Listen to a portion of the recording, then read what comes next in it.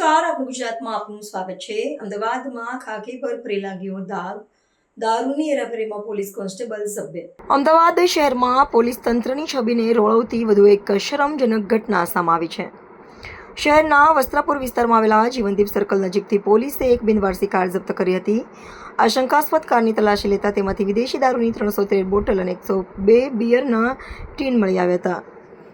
Bootlegging અને દારૂની હેરાફેરીના network અંગે જાણ થતાં જ વસ્ત્રાપુર પોલીસ સ્ટેશને કાયદેસરની કાર્યવાહી હાથ ધરી હતી। બિનવારસી કારમાંથી મોટા પાયે દારૂનો જથ્થો મળી આવ્યા બાદ પોલીસે કારના નંબરના આધારે સઘન તપાસ શરૂ કરી હતી।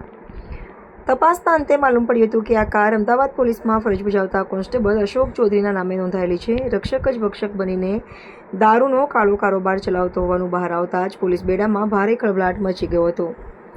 પોલીસે સ્થળ પરથી દારૂ અને કાર સહિત કુલ રૂપિયા 2.51 લાખનો મુદ્દામાલ જપ્ત કર્યો છે।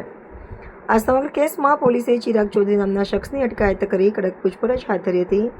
ચિરાગ ચૌધરીએ પોલીસ સમક્ષ ગંભીર ખુલાસો કરતા જણાવ્યું હતું કે કોન્સ્ટેબલ અશોક ચૌધરીના કહેવાથી જ તેણે આ દારૂ ભરેલી કાર જીવનદીપ સર્કલ પાસે પાર્ક કરી હતી। આ મહત્વના ખુલાસા અને પુરાવાના આધારે વસ્ત્રાપુર પોલીસે ગુનો નોંધીને કોન્સ્ટેબલ અશોક ચૌધરીની વિધિવત ધરપકડ કરી લીધી છે।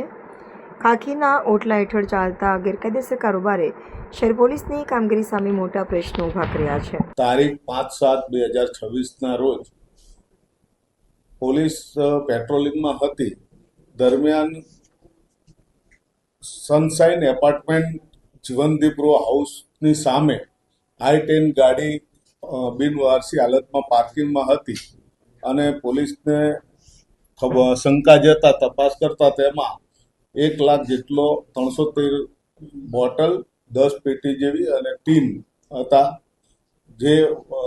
જે ઇન્વેસ્ટિગેશનમાં 213/2026થી ગુનો દાખલ કરેલ।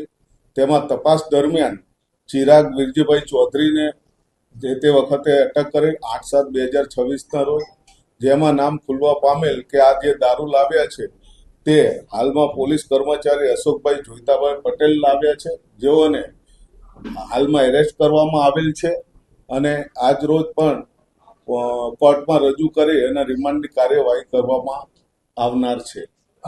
પોલીસ કર્મચારી ક્યાં ફરજ બજાવે છે, કેટલા સમયથી ખાતામાં ફરજ બજાવે છે?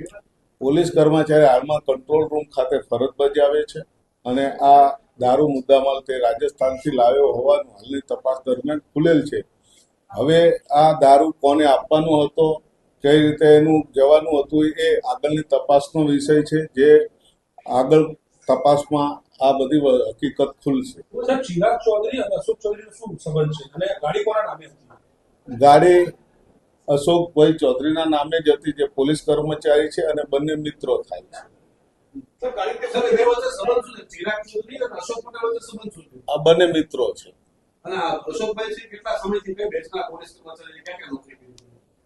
2012ના પોલીસ કર્મચારી છે અને હાલમાં તે કંટ્રોલ રૂમ ખાતે નોકરી કરે છે।